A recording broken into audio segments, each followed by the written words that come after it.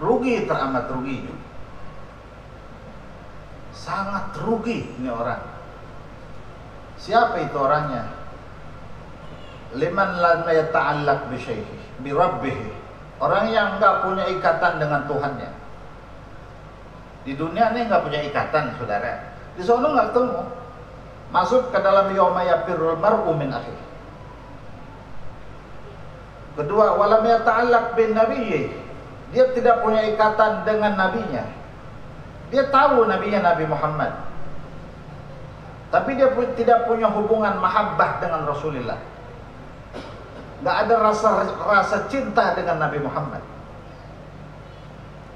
Bahaya hidupnya, saudara. Di dunianya bahaya, di akhiratnya bahaya. Ya Rabbi bil Mustafa balligh maqasidana wa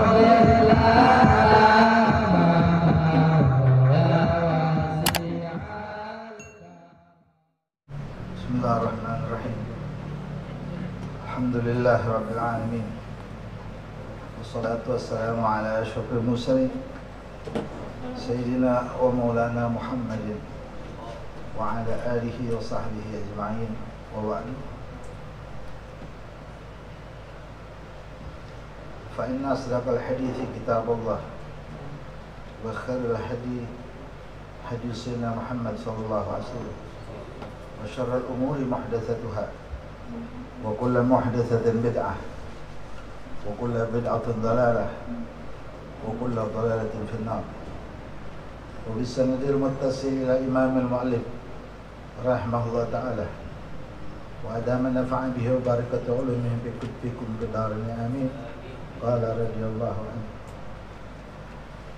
يوم يفر المرء من أخيه وأمه وأبيه وصاحبته وبنيه لكل امرئ منهم يومئذ شأن يغنيه.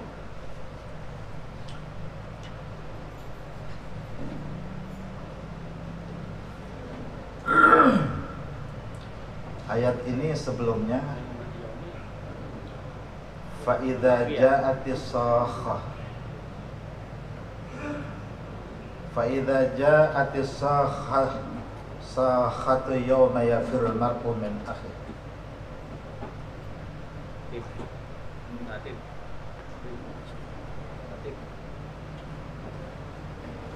Maka apabila datang nanti, Allah Ta'ala menggunakan kalimat idza. Idza itu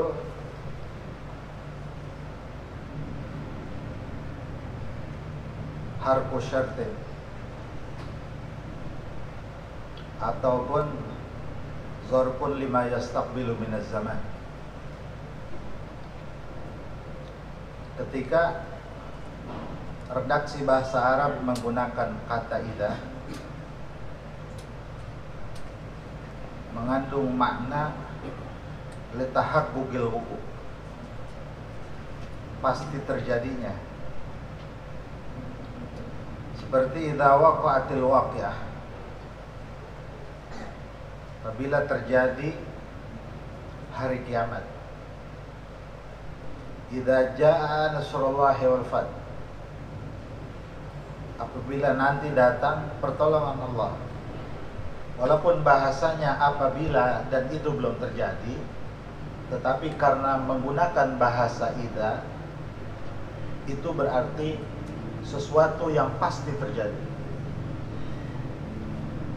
Berbeda dengan kalimat in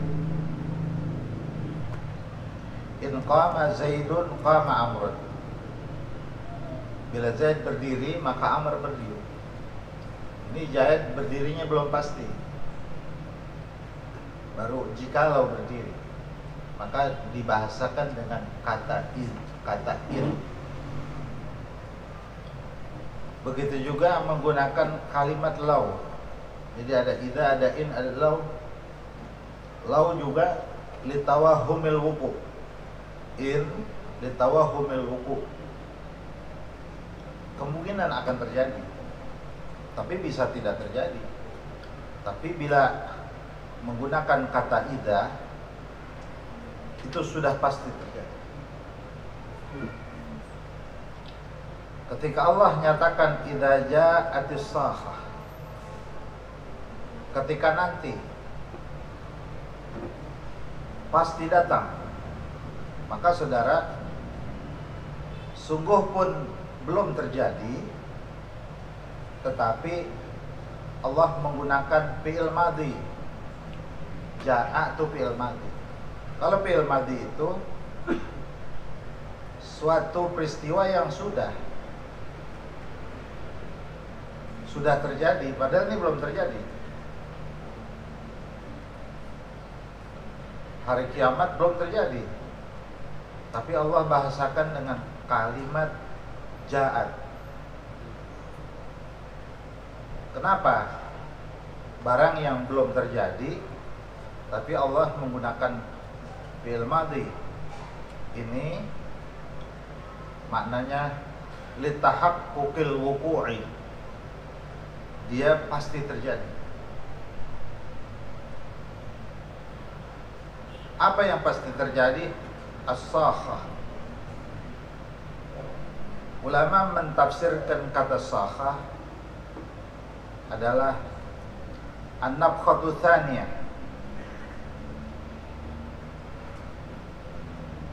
tiupan sangkakala yang kedua.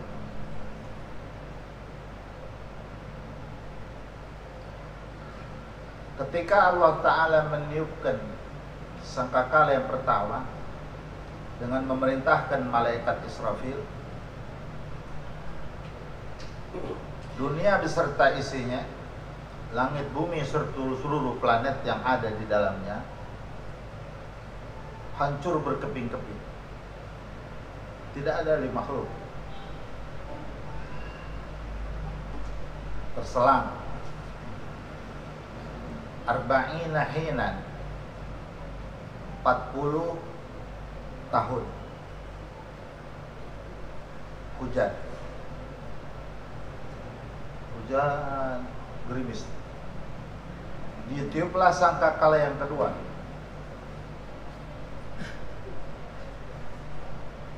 Itu namanya as-sakhah. Nanti akan datang pasti tiupan sangkakala yang kedua. Sebagian ulama mentafsirkan as-sakhah itu teriakan malaikat pada saat ditiupkan sangkakala yang kedua, sehingga siapapun yang mendengar teriakan itu, orang itu, saudara, pecah kendang telinganya. Bisa sampai orang itu meninggal saking keras suara itu. Ini yang dikatakan ahwalu yaumil qiyamah, huru-hara hari kiamat. Manusia kocar kacir, gak ada yang fokus dengan orang lain. Maka Allah Ta'ala gambarkan yauma yafirrul mar'u min akhihi. Yauma itu badal dari kata idza. Ketika datang hari itu, hari apa? Yauma yafirrul mar'u. Allah gambarkan di hari itu seluruh manusia yafirru min akhihi,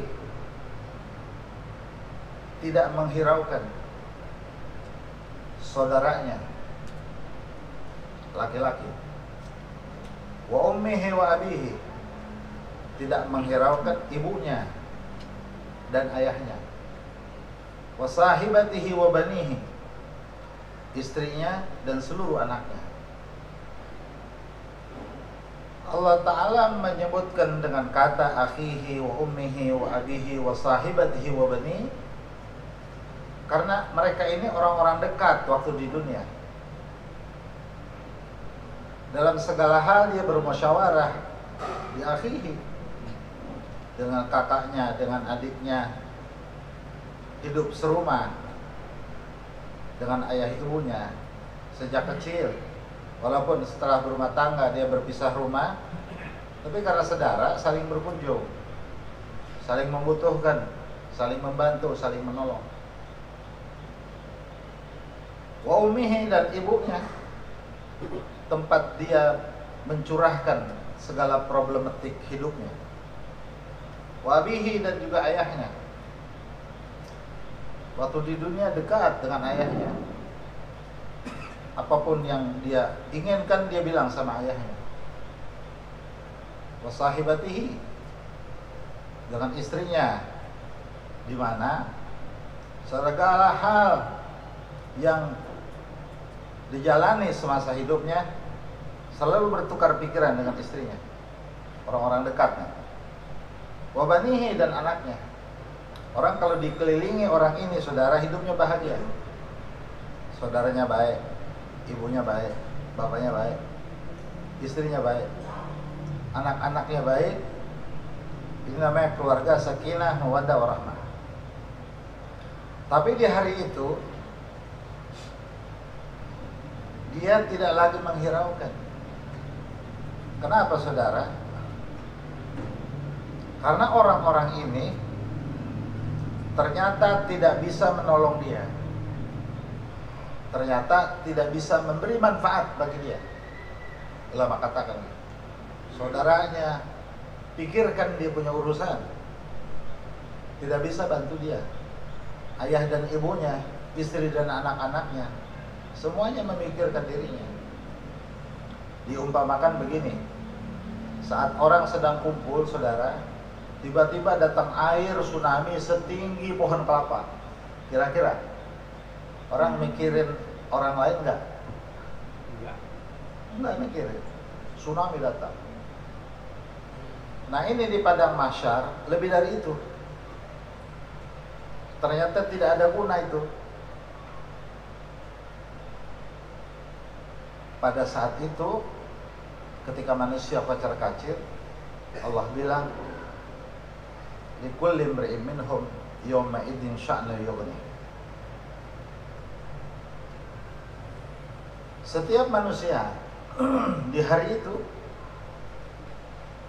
sya'nun yughnih, ay syughlun yushghiluhu an ghairi, punya kesibukan masing-masing yang membuat dia tidak menghiraukan orang. Bingung, kocar-kacir. Nah, siapa ini orangnya? Kita akan dia?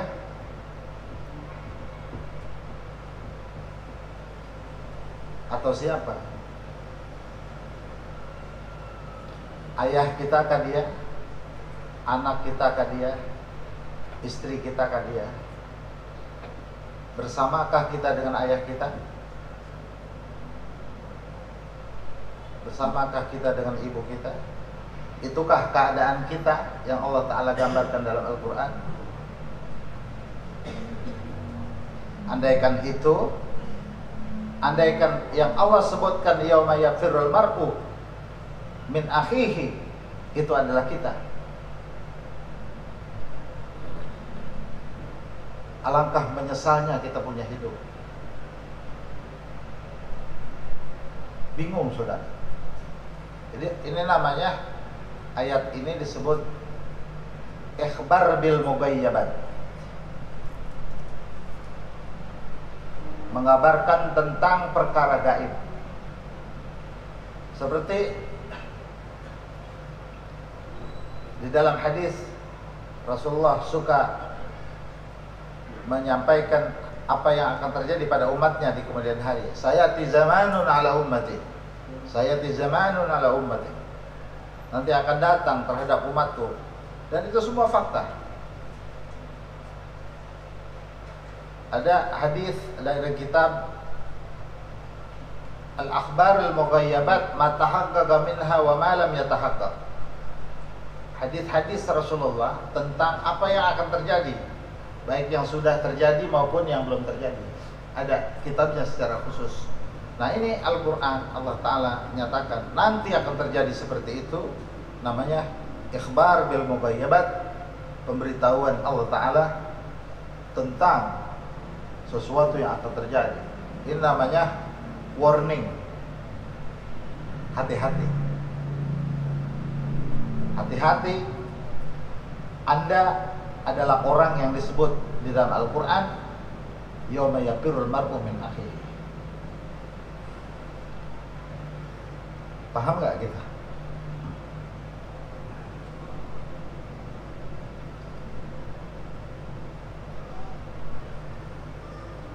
Kalau yafirru, saudara, udah nggak jelas. Udah nggak jelas orang. Gimana mau ngelihat? Bagaimana mau lihat Allah? Begini kocar kacir. Bagaimana orang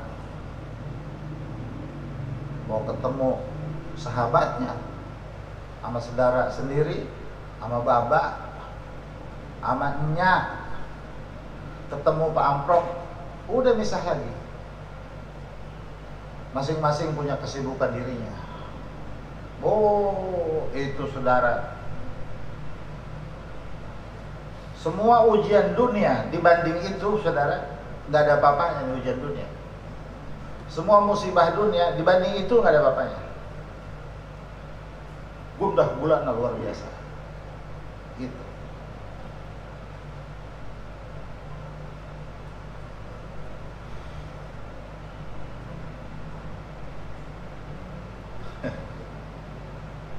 Kayak kebayang, saudara, hal begitu tuh. Ada satu ayat, wujuhun yawma idzin nazirah ila rabbiha nadhirah. Wajah-wajah manusia, orang-orang tertentu, yawma idzin, di hari itu, sama nih harinya,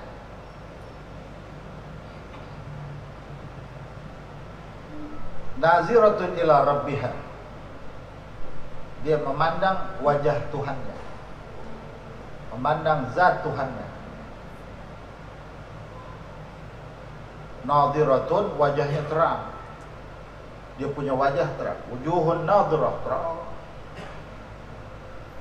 Ini saudara, bahasa wajahnya terang disebutnya majaz mursal min itlaqil juz'i wardatul kull. Bukan wajahnya yang terang, semuanya terang, sampai kaki-kakinya terang. Jadi dari dalam tubuhnya itu seperti ada cahaya yang tembus ke lubang pori-porinya, terang gitu. Kayak neon itu, saudara, kan bukan belingnya yang menyala, karena di dalamnya ada lampu sehingga keluar sinar. Itu nadhirah begitu, terang dia. Pernah lihat nggak di video saat sedang sholat Jumat di Madinah, waktu sedang terjadi khutbah, ada yang ketangkap CCTV, seorang lelaki yang memakai baju dan sorban putih, menutup kepalanya dengan sorbannya, dan hanya dia yang berbeda satu, memancarkan cahaya dari sekujur tubuhnya. Pernah lihat ya? Itu namanya nadhirah. Dia kayak ada lampu, di dalam dirinya itu ada lampu, jadi keluar itu.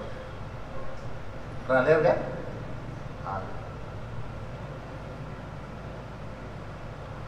Itu Rasulullah begitu, saudara. Rasulullah tuh begitu, wajahnya tuh keluar cahaya, bukannya putih bercampur merah, itu warna kulitnya,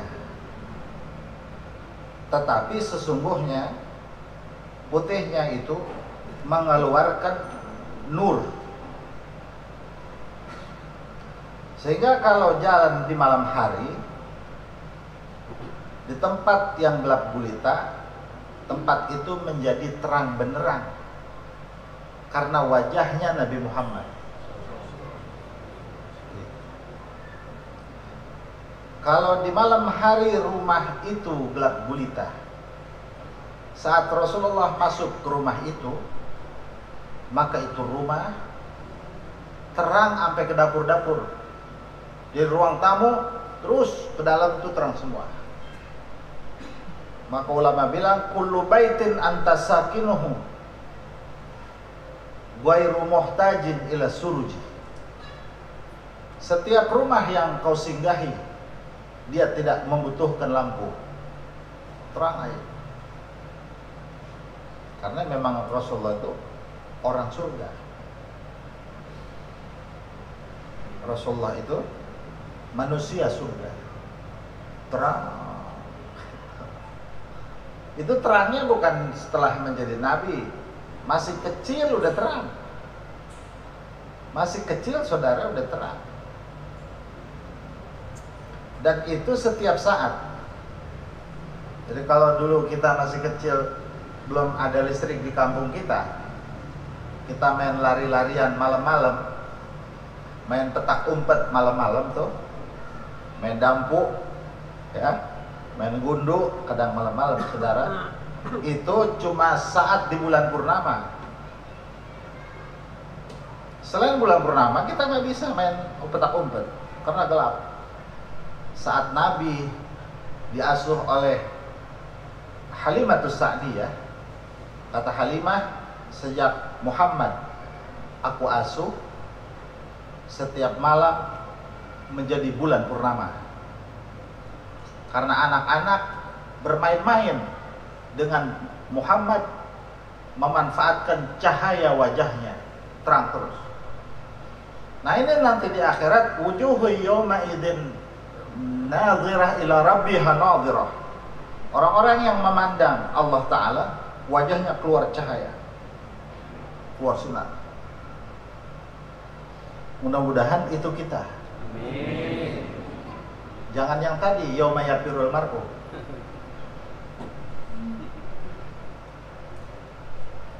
Jangan yang itu.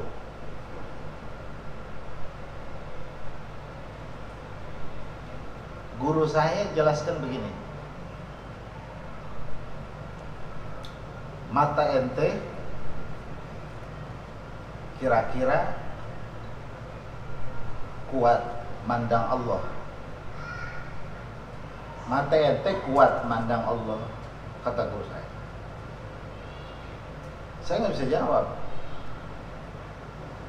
Kenapa guru? Sebab mata ente banyak dosanya. Yang boleh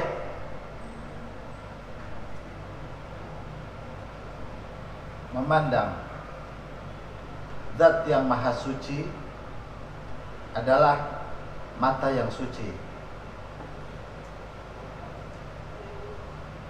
Saya nggak bisa jawab.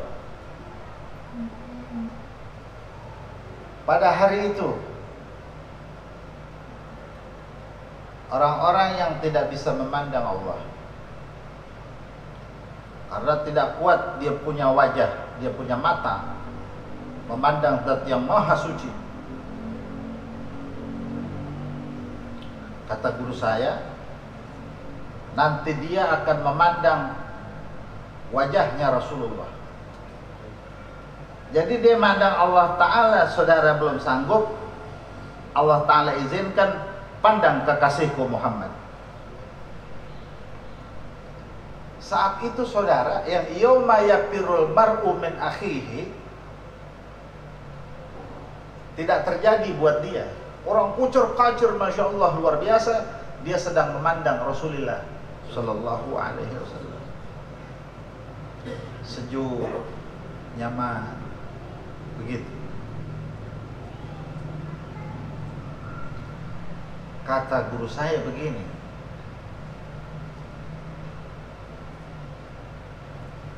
Tapi ente orangnya yang bisa pandang Nabi Muhammad. Saya kecil hati lagi. Kira-kira yang bisa pandang Rasulullah ente. Iya ya. Pikiran saya iya. Lo kan saya. Ini aulia, ulama di dunia, orang-orang saleh yang berlomba-lomba untuk dekat kepada Allah Ta'ala. Mereka berjibun berbondong ingin melihat Nabi Muhammad. Sebab di dunia dia nggak lihat, di akhirat pengen ketemu semua. Ente bisa di situ. Iya betul ya. Oh kalau bisa, ente tidak termasuk yauma yafirul mar'u min akhihi. Selamat ente bibarakati Muhammad, berkat Rasulullah. Makanya saudara, Nabi meminta, Nabi mengharuskan, Nabi mewajibkan umatnya untuk mencintai Nabi Muhammad. Karena apa? Ini letak, ini tempat, ini waktu, ini saat perjumpaan dengan Rasul. Orang-orang yang tidak punya rasa cinta dengan Rasulullah tidak akan ketemu di situ. Nggak bisa lihat. Disuruh dicintai, itu maksudnya. Namanya aqrabukum manzilatan bi yaumil qiyamah. Orang yang paling dekat kedudukannya dengan Rasulullah di hari kiamat. Guru saya tanya begini, kalau ente nggak ketemu Nabi, ketemu siapa? Saat itu Anda tidak bertemu Rasulullah.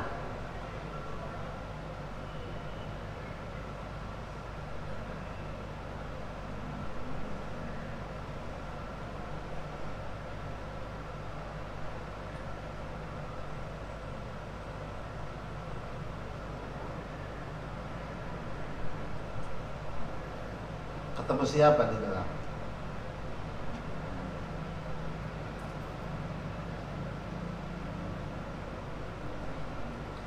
Ketemu Allah nggak bisa, ketemu Rasul.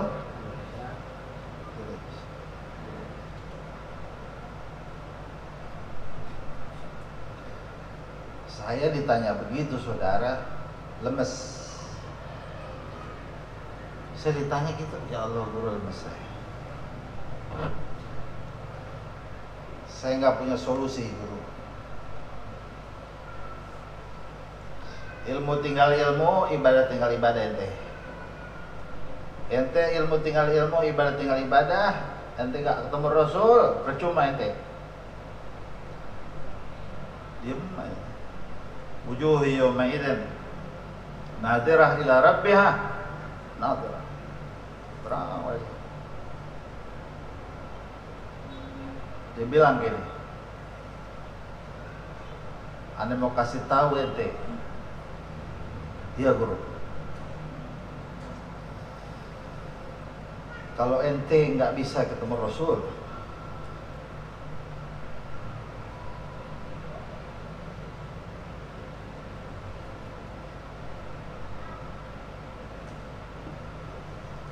nanti ente ketemu guru-guru ente.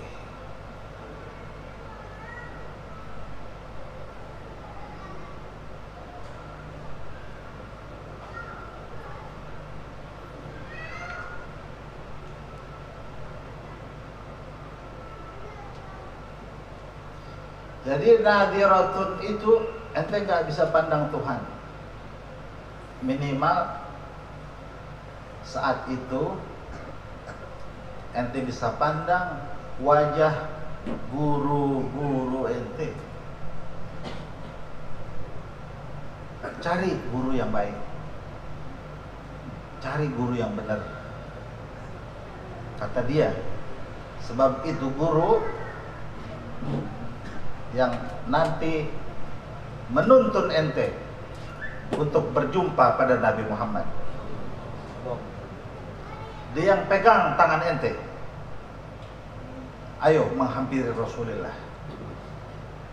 Ayo ketemu Rasulullah. tiga hal ini. Makanya kata Habib Abdullah bin Abdul Qadir bil Faqih,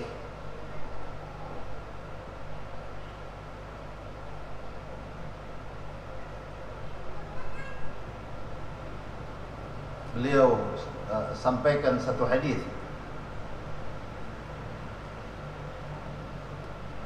yang beliau dapat dari guru-gurunya.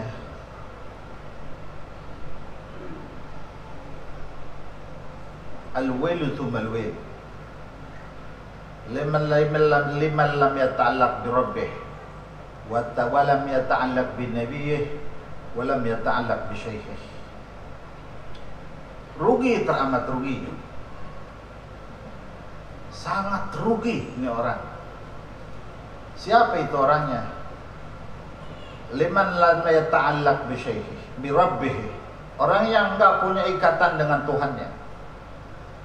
Di dunia ini enggak punya ikatan, saudara. Di sana enggak ketemu. Masuk ke dalam yauma yafirrul mar'u min akhihi. Kedua, walam yata'allaq bin nabiyyi, dia tidak punya ikatan dengan nabinya. Dia tahu nabinya Nabi Muhammad, tapi dia tidak punya hubungan mahabbah dengan Rasulullah. Nggak ada rasa cinta dengan Nabi Muhammad. Bahaya hidupnya, saudara. Di dunianya bahaya, di akhiratnya bahaya. Yang ketiga, walam yata'allaq bi syaikhih, tidak punya hubungan dengan gurunya. Dia ambil ilmu dari gurunya, tapi dia tidak punya ikatan. Dia tidak punya hubungan dengan gurunya. Jadi tiga hal itu orang. Pertama, ta'alluq bi rabbih. Yang penting itu mesti punya ikatan rutinitas kepada Allah. Selain sholat 5 waktu, harus menyisakan waktu untuk Allah Ta'ala. Apa malam, apa siang. Kedua, at-ta'alluq bin nabiyyi, harus punya ikatan dengan nabinya. Siang malam sisakan waktu untuk Nabi Muhammad. Ngapain? Bertawajuh kepada Nabi.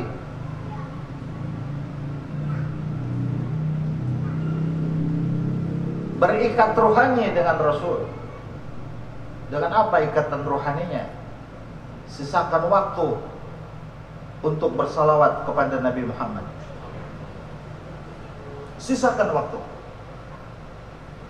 Beri waktu. Selain kita punya waktu untuk diri kita, untuk anak kita, untuk istri kita, untuk harta kita, sisakan waktu untuk Rasulullah Sallallahu Alaihi Wasallam. Di sana itu punya perkara berat, perkara besar. Kalau bukan beliau, bahaya kita punya nasib, saudara. Yang ketiga, ta'alluq bi syaikhih, harus punya ikatan kuat dengan guru-guru kita, baik yang masih ada maupun yang sudah berpulang ke rahmatullah. Jangan lupa bacakan Fatihah untuk mereka. Jangan lupa bacakan Fatihah untuk kita. Kalau kita tidak bisa bertemu secara langsung karena sudah berbeda alam, ba'da sholat jangan lupakan bacakan kitab Fatihah untuk para guru-guru kita. Tiga hal ini. Mudah-mudahan kita selamat, saudara. Amin. Sisanya waktu anak, waktu bini, waktu kita.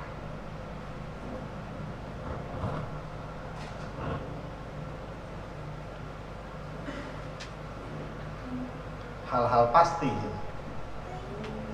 Itulah hidup. Perkara pasti. Jadi Allah bicara tidak ada yang tidak pasti. Semua pasti.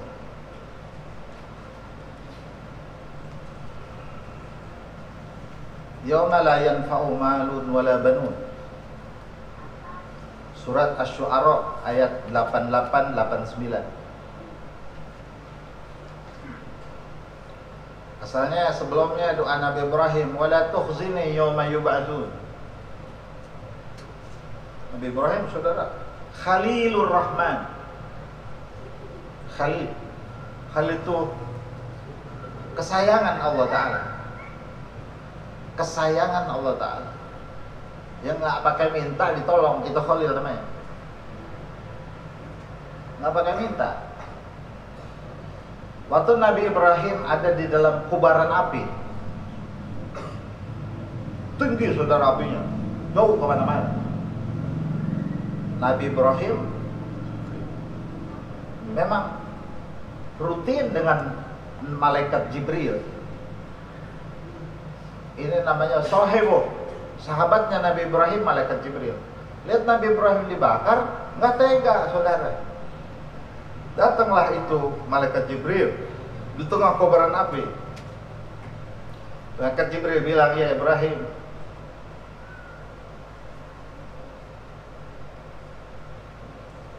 hal endaka hajatul li. Ente punya hajat sama anak enggak? Ente kondisi begini, perlu enggak ente tolong? Kulit jerokok saudara, api, tengah-tengah api. Orang sekampung bawa kayu semua. Ini masjid lebih gede dari ini kayu bakarnya, numpuk ke atas. Lebih gede dari masjid. Nabi ketika api sudah muntah-muntah, Nabi Ibrahim dijatuhin dari atas sana, jatuh di tengah. Ketika seluruhnya menjadi debu, mereka berharap Nabi Ibrahim menjadi debu. Saat itu malaikat Jibril datang. Adakah kebutuhan dengan aku, wahai Ibrahim? Kata Nabi Ibrahim, amma ilaika fala. Adapun kepadamu aku tidak butuh, wahai Jibril. Wa amma illallahi fana'am. Adapun kepada Allah Ta'ala, betul aku butuh. Malaikat Jibril ditolak. Ana butuh cuma nama Allah. Kata Nabi, kata malaikat Jibril, akhbirni an hajatih, sa'ukhbirhu ilal maula. Kabarkan padaku tentang kebutuhanmu, maka aku akan sampaikan kepada Tuhan. Apa Ibrahim yang ente butuhkan? Kata Nabi Ibrahim, ya Jibril, ilmuhu bihali yakfi an su'ali. Ilmunya Allah Ta'ala tentang keadaanku saat ini cukup untuk meminta. Aku tak perlu meminta, dia tahu betul keadaanku. Ini namanya pangkat Khalil, orang yang dikolokin sama Allah Ta'ala. Gak usah pakai minta Ibrahim, aneh tolong. Kita sama anak kita nggak pakai ngomong. Kita beliin handphone, kita beliin motor, kita bikinin rumah, kita kawinin, dia nggak ngomong. Mbak pengen rumah, enggak, kita pikirin. Nah, ini Nabi Ibrahim disayang Allah Ta'ala begitu. Kira-kira kalau digituin nama Allah Ta'ala, di akhirat selamat nggak saudara? Selamat. Tapi di dalam doanya Nabi Ibrahim katakan, wala tukhzini yawma yub'atsun. Ya Allah, jangan kau buat aku hina di hari manusia dibangkitkan. Berarti ada ketakutan. Nabi Ibrahim tetap ada rasa takut, dia terhina di padang mahsyar. Kalau Nabi Ibrahim punya perasaan itu, gambaran dari Allah Ta'ala. Bagaimana selain Nabi Ibrahim? Kita, bagaimana kita? Di hari itu, bagaimana kita? Bagaimana ayah kita? Bagaimana ibu kita? Bagaimana anak-anak kita? Hari apa itu yauma yub'atsun? Yauma la yanfa'u malun wala banun. Di hari itu tak ada yang berguna pada seseorang harta dan anak keturunannya. Di zaman jahiliyah saudara, orang-orang yang dihormati itu dua. Pertama, orang yang hartanya berlimpah, disegani dia, ditakuti dia. Jangan dia orang kaya, kita harus hormat sama dia. Zaman itu bukan orang kaya apa aja bisa dibeli, pala ente dibeli. Tahu nggak tuh? Kalau beli bakso gerobak-gerobaknya mah, bang berduit bang, semangkok 20.000, gerobaknya gue beli. Orang kaya namanya. Yang satu pala-pala lu gue beli, orang kaya. Zaman itu yang disegani orang kaya. Kedua, orang yang turunannya banyak dan rata-rata laki-laki itu disegani. Oh, turunannya banyak. Kalau ribut sama dia, turunannya nyerang kita. Ya, anaknya banyak. Zaman itu jahiliyah, saudara. Percaya nggak? Orang satu kampung, semua manusia di kampung anak dia. Susah ngitungnya? Susah. Sekampung anak dia semua. Parah nggak kira-kira? Setiap kita ketemu orang itu pasti anak dia. Semua perempuan di kampung itu pasti bini dia. Hebat nggak tuh?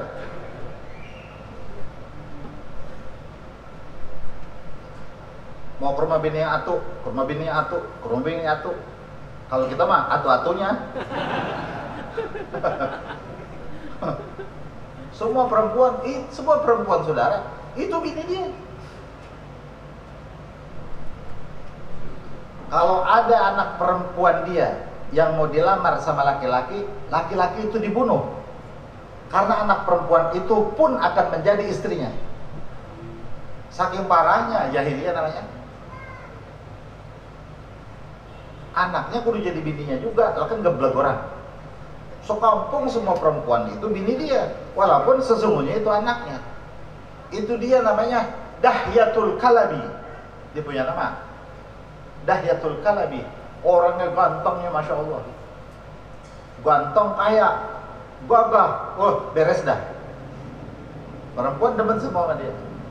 Tapi dia taubat, masuk Islam, menjadi sahabat Nabi Muhammad. Diterima aja mana itu.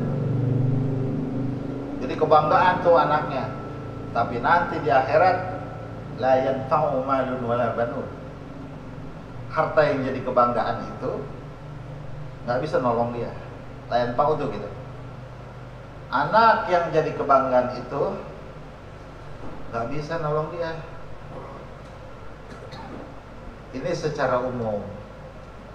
Ma min amin illa waqad khussa. Kata ulama usul, setiap lafaz umum itu perlu ditaksis. Maka Allah Ta'ala taksis illa man atallaha biqalbin salim.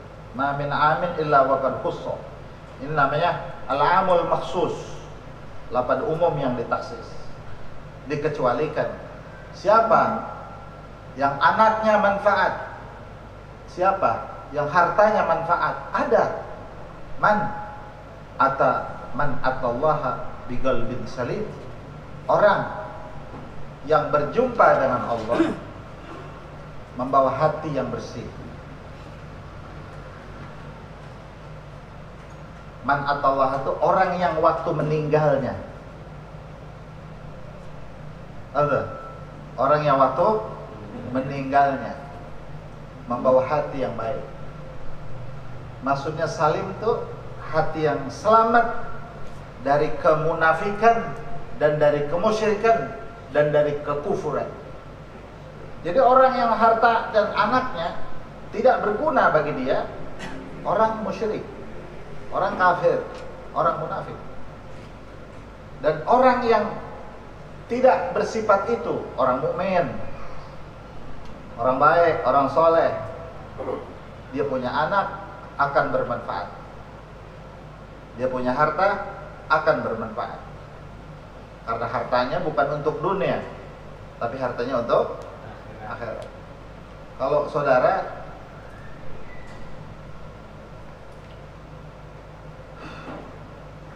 orang mau pulang kampung, rumahnya di Jawa Timur, hartanya banyak di sini, dia jadi pengusaha sukses, taruh namanya Mas Karyo. Gitu. Orang Jawa Timur. Keren, hebat. Mobil ada 20. Mobilnya berapa? 20. Ya orang kaya wajar. Mau 50 juga nggak apa-apa, orang dia mah kaya. Ya, kan kita ngomong begini, ya lo kan apa mobil pakai 20? Yang lo kan, dia mah orang kaya. Ya kita mikir lo kan karena kita mah orang susah. Ya orang kaya mah beli 20 kayak beli Supro. Beli mobil kayak beli Supro sampai 20. Biasa aja. Di kampungnya saudara, kebunnya itu puluhan ratusan hektar. Hampir sekampung dibeli. Saking kayanya.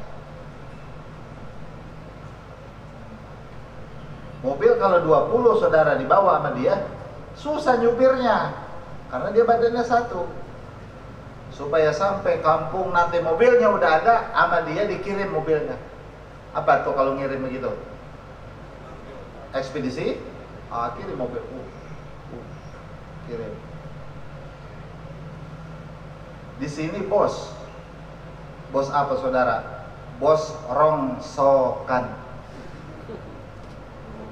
Bos apa? Bos rongsokan. Cuman rongsokannya dari sini sampai Pandeglang itu punya dia semua.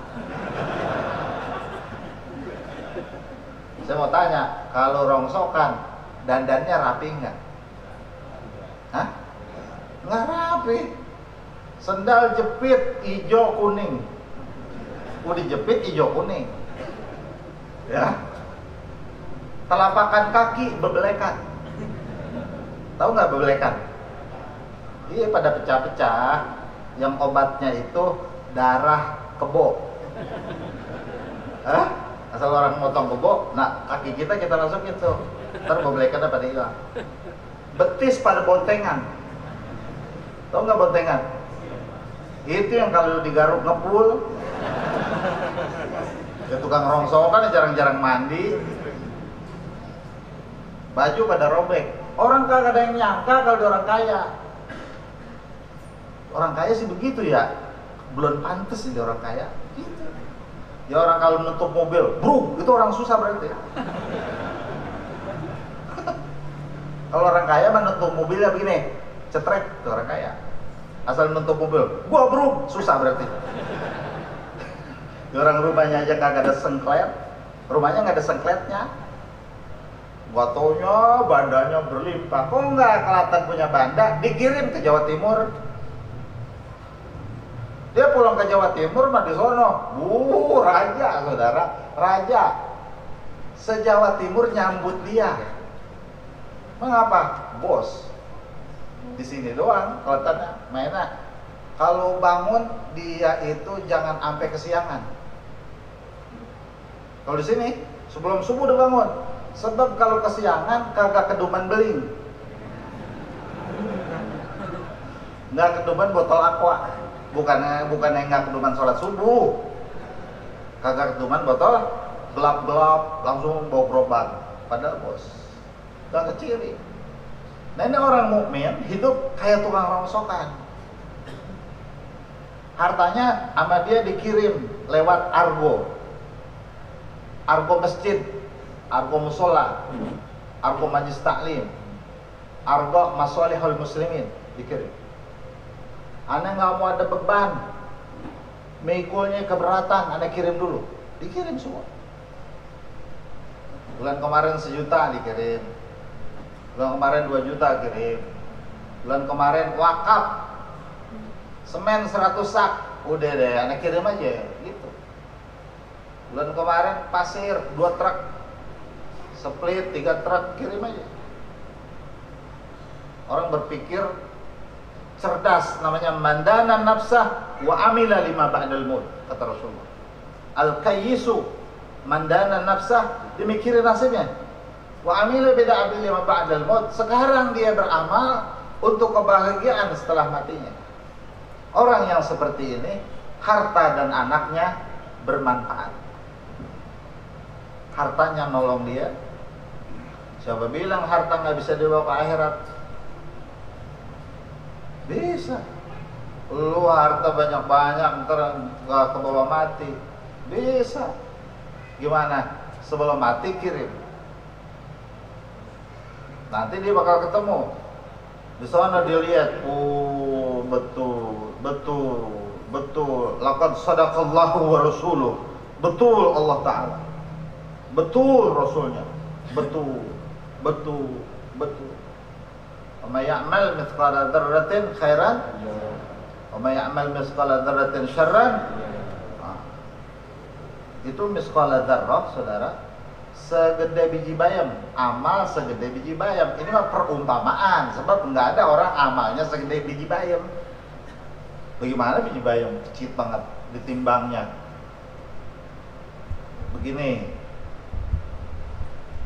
kalau orang punya anak, anaknya sering jajan ciki, ya, dalam ciki itu ada baterai-bateraian yang kalau tektok nyala, ada nggak gitu? Tektok mati, baterai-bateraian yang di ciki dikumpulin, bagi duit, beli lagi, bagi duit. Kata babanya begini, lu kalau jajan yang kagak semenggah, segalanya begini lu beli, kumpulin buat apaan? Baterai mah yang begini mah kagak nyala, mendingan beli yang gede, kagak terang begini mah. Biarin, namanya juga main-mainan. Saking kecitnya, kecit bukan kecil. Saking kecitnya sama babanya dianggap barang sepele, malah anak diomelin. Pas malam mati lampu, tak, babanya mau ngerokok, mati lampu, nyari korek api, pas dipegang, bapak tai cecak tuh, karena nggak ada lampu ya.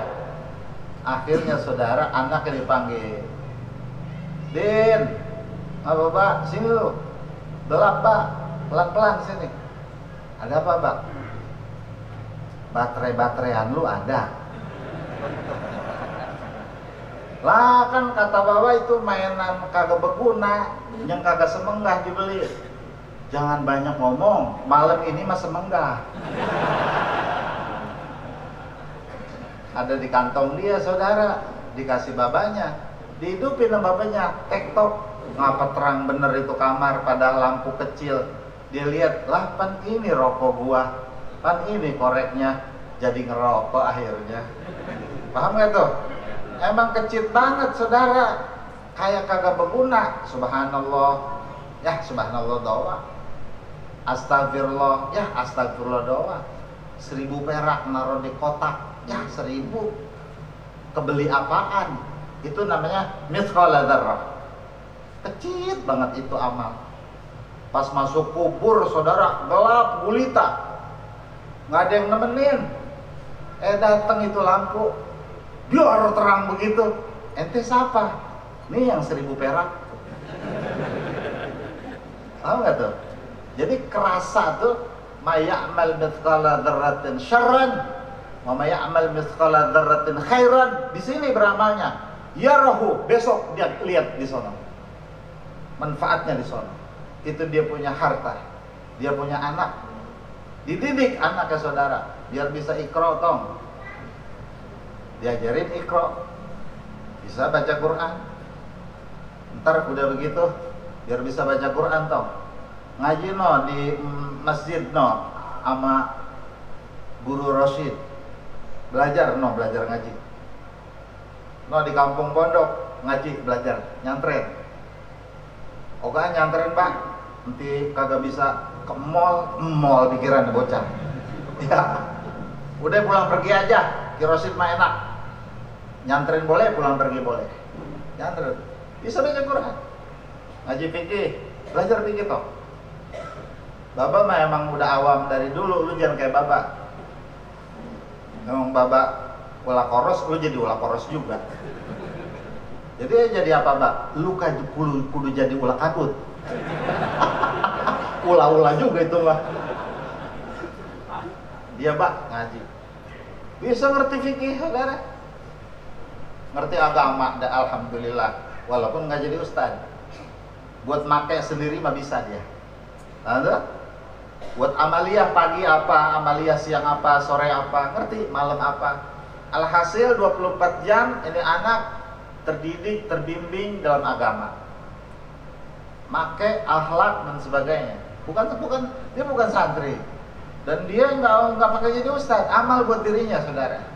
Ini anak yang begini di akhirat manfaat buat ayahnya. Yang disebut dengan waladun salih yad'u lahu. Namanya anak soleh yang mendoakan dia. Harta, manfaat buat ini orang. Makanya Allah bilangnya bigal bin salim, hati yang bersih. Kok Allah enggak bilang bifikrin salim, pikiran yang bersih? Enggak bilang bijismin salim, badan yang bersih? Bilangnya bigal bin salim, orang yang hatinya yang bersih. Oh, sebab hati itu markazul ahwal wal a'mal, sumber, saudara.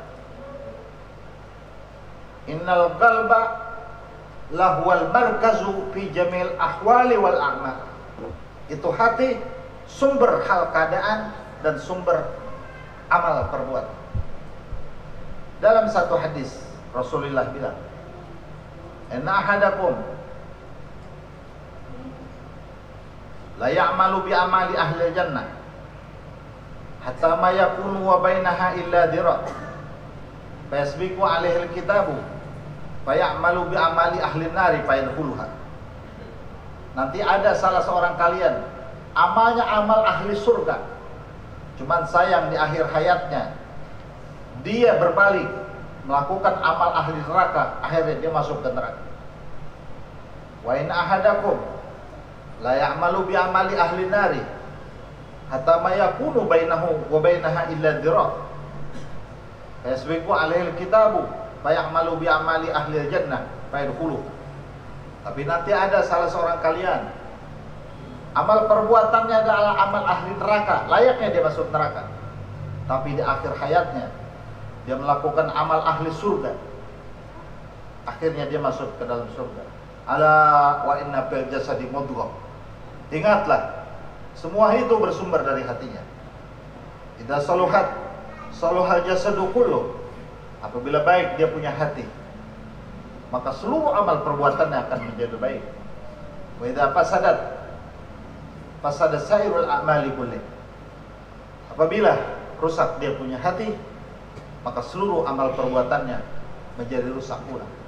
Gambaran Rasulullah SAW tentang keberadaan manusia bersumber dari lubuk hatinya, maka Allah Ta'ala nyatakan illa man atallaha biqalbin, dengan hati yang bersih.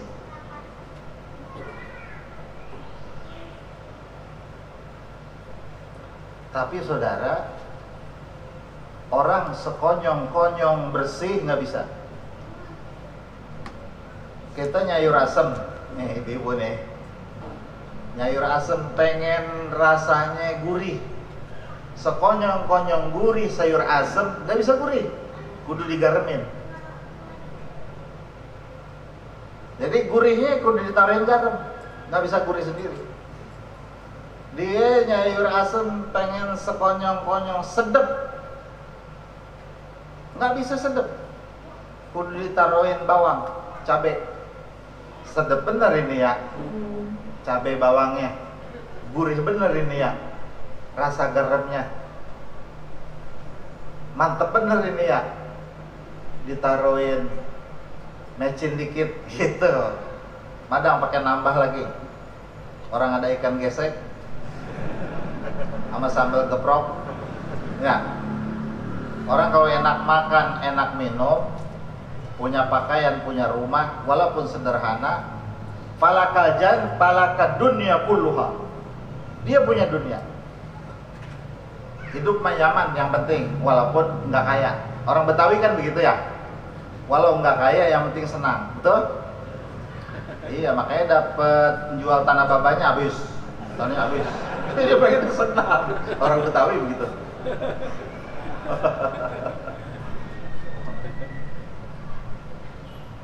Manusia begitu saudara, nggak bisa punya qalbun salim, Dengan sendirinya nggak bisa.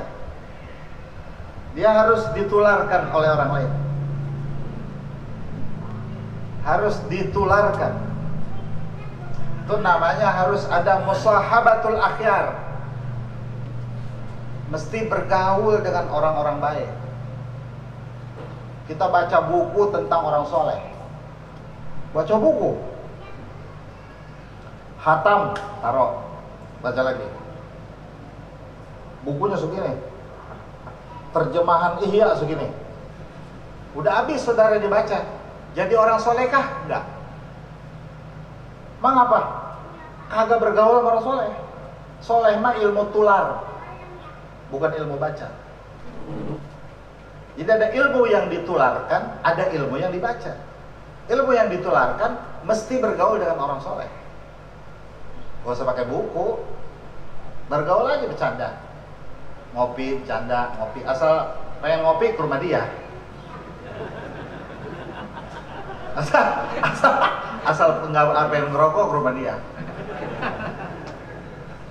Ustaz udah masak air, Ustaz? Udah. Ustaz ada kopinya. Apa bawain? Kagak, nanya aja. Kali Ustaz udah berhenti ngopi. Gua kagak berhenti ngopi, enggak berhenti ngopi. Gua mah berhenti dibagi. Kata Ustaz, gue mah nggak berhenti ngopi, cuma udah berhenti dibagi. Lo pengen ngopi, kayak kan Ustaz? Gitu. Bukan ngaji, kongko. Itu hal yastawil ladina ya'lamuna wal ladina la ya'lamun. Orang alim sama orang jahil hatinya beda. Saya ulangi, orang alim dengan orang awam hatinya beda. Ya beda lah. Iya, bukan beda gimana.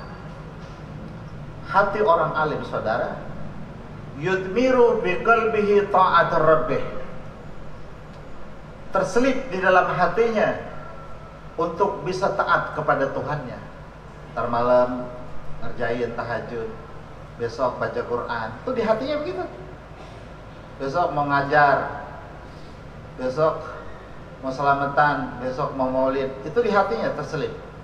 Kalau kita mau orang awam, kegiatan apa yang ngundang kagak ada. Besok maulid di mana ya? Siapa yang ngundang? Lu. Maulid di mana? Besok ceramah apa ya materinya? Buset. Ceramah materinya apa? Emang siapa yang ngundang? Lu mendatang maulid juga nggak ada yang nanya. Lu ngomongin materinya apa? Yang mikirin begitu, mah ini orang alim. Di hatinya ada begitu, saudara. Di hati dia ada begitu. Dia nggak ngomong begini. Ntar malam ane mau sholat, ntar ane mau baca Quran, ntar ane mau wirid. Enggak ngomong begitu. Besok ane mau ngajar. Enggak ngomong. Ngopi-ngopi aja. Malah nanya begini, lu emang kagak bawa rokok? Kata Ustaz. Emang juga ketinggalan Ustaz. Lu mah kayaknya waya apa aja ketinggalan. Waya apa aja ketinggalan. Dulu itu isep rokok gua, isep rokok lagi. Dia kata begini, kalau rokok doang mah nggak ngebul Ustaz. Sampai korek kagak bawa. Udah semua Ustaz dan. Nah, ini gaul sama orang soleh saudara. Rokok barang. Besok begitu lagi, kongko nggak ngaji enggak. Maka itu kata Habib Abdullah, illa wa yasri min qalbihi ila qalbik atharun yad'uka ila muwafaqatihi ala ma huwa alaih. Maka pindah dari hatinya ke hatimu satu dampak, mengajak engkau untuk bisa meniru di dalam taatnya. Kata Habib Abdullah, nular dari hatinya ke hatimu. Oh, ada rahasia rupanya di situ. Dari hatinya dia nggak ngajak gini, baik tahajud dong, enggak. Itu namanya lisanul magal. Enggak, dia nggak ngomong. Jadi dia ngajak pakai lisanul hal. Hatinya yang berpengaruh kepada dirinya. Ana main ke rumah dia kagak dinasehatin, kagak ngapa. Malah nyetel lagu dangdut tuh Ustaz. refreshing kali ya gitu. Tapi ngapa ya, walaupun dia nggak ngajarin, aneh bergaul sama dia langsung pengen sembahyang. Dulu mah enggak, langsung ke bawah pengen ngaji. Dulu mah enggak. Oh, itu namanya altar. Ada bluetooth dari hatinya pindah ke dalam hatimu. Turut gitu. Paham nggak? Dalam Tathbitul Fuad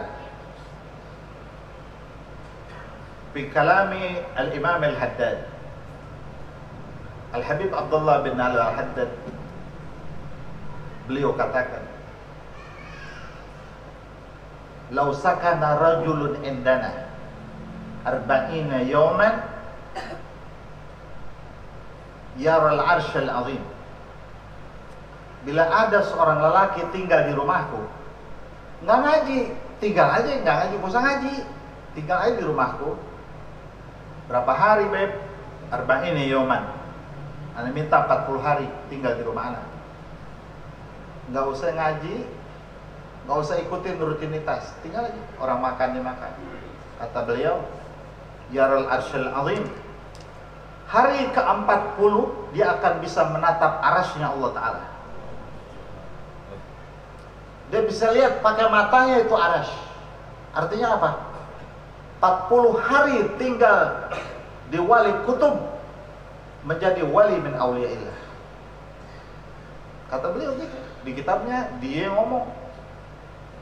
Kok bisa begitu? Itu namanya yara min qalbih ila qalbik atharan yad'uka ila muwafaqatihi ala ma huwa alaih. Berpindah dari hatinya ke hatimu satu rahasia yang mendorong engkau untuk bisa meniru di dalam amal perbuatan tersebut. 40 hari. Itu perlu bergaul dengan orang saleh agar memiliki qalbun salim, hati yang baik. Ada orang saudara mencuri di rumah Syekh Abdul Qadir Jilani. Agak tanggung-tanggung nyolong rumah Syekh Abdul Qadir. Wali keren ini. Maling juga maling keren. Malingnya nekat. Syekh Abdul Qadir dia mencolong juga. Masuk ke dalam rumah, dia masukin ke itu bajunya masukin. Setelah dimasukin, saudara, Syekh Abdul Qadir nggak ada. Dia mau keluar. Dia bingung, tuh rumah tidak ada pintu. Tadi gua masuk dari mana ya? Perasaan tadi ada pintu, kagak ada pintu. Syekh Abdul Qadir datang, krek, lah itu ada pintu. Terus gua mau keluar lihat situ. Dia masuk kolong balai. Syekh Abdul Qadir duduk di atas balai. Emang balai dia? Syekh Abdul Qadir di atas balai duduk, berwirid, berzikir, wirid, zikir. Dia di kolong balai nih. Kata ini maling, lama amat sih wiridannya. Nah, Syekh Abdul Qadir tidur, dia keluar. Pintu nggak ada lagi. Ini tembok semua, kagak ada pintunya. Sampai berhari-hari kagak makan, kagak minum, di situ aja. Nggak bisa keluar. Ada tamu rombongan. Assalamualaikum. Salam. Masuk. Rombongan wali-wali abdal. Syekh Abdul Qadir ini wali kutub, raja para aulia, sultan, sahibul wilayah waktu itu. Ada apa ini? Ada yang meninggal ya Syekh. Siapa? Satu wali abdal. Maksudnya mau tanya tuan, penggantinya siapa? Mau cari penggantinya siapa? Oh gampang. Kok susah-susah cari pengganti? Siapa tuan? Ah ini di kolong balai anak. Pulang keluar. Waduh, gue dipanggil. Ya Allah ketahuan. Maaf, saya maaf. Udah maaf aja. Nggak salah, nggak apa-apa. Emang sengaja ane kunciin ente. Ane bikin kagak makan ente karena ente ane mau didik menjadi waliullah. Maling jadi wali. Kan nggak ngaji. Yang atu maulah koros. Hah? Yang satu berlian. nggak ngaji saudara, nggak dididik. Oh, ini namanya atharus sohbah, efek bergaul dengan waliullah. Padahal nyolong. Bagaimana dia benar? Bagaimana niatnya baik? Bagaimana dia ngaji? Bagaimana dia taat? Bagaimana dia patuh? Begini menjadi orang soleh. Maka itu qalbin salim nggak bisa sekonyong-konyong. Jadi harus ada hubungan ikatan dengan orang-orang baik. Paham begitu ya? Orang soleh itu ada yang masih hidup, ada yang sudah wafat. Betul? Ulama itu ada yang masih hidup, ada yang sudah wafat. Wali itu ada yang masih hidup, ada yang sudah wafat. Kalau saudara ziarah ke makam para wali-waliullah, ajak anak istri saudara. Kalau saudara ziarah ke makam para auliyaillah, ajaklah anak istri saudara dan mendekatlah kepada itu wali, menghampirilah dekat arah kepalanya, dan saudara bicaralah kepada itu wali, assalamualaikum ya waliullah, assalamualaika ya ahla la ilaha illallah, ana Muhammad Gofur bin Fulan dari kampung Anu berziarah ke sini, semoga Allah ridho, misalnya gitu. Dan ini istri ana, Siti Maryatun binti Abdus Somad, mohon ingin selamat dunia wal akhirah, doakan. Ini anak saya, sebut namanya. Ini anak saya pula, ini anak saya pula, ini anak saya pula. Biar tercatat itu dia punya nama di hati itu wali. Namanya biar tercatat di itu hati wali. Tapi kalau yang Wahabi nggak percaya, ada Wahabi nggak di sini? Nggak ada ya? Nggak ada. Ini kalangan ahlu sunnah saja. Oh, lokan. Kalau dibilangin lokan, gue sayang ngasih rahasia itu ujungnya lokan. Lokan apa begitu? Ya nyasar. Tahu nggak nyasar? Ajak. Ini saya, ini ibu saya.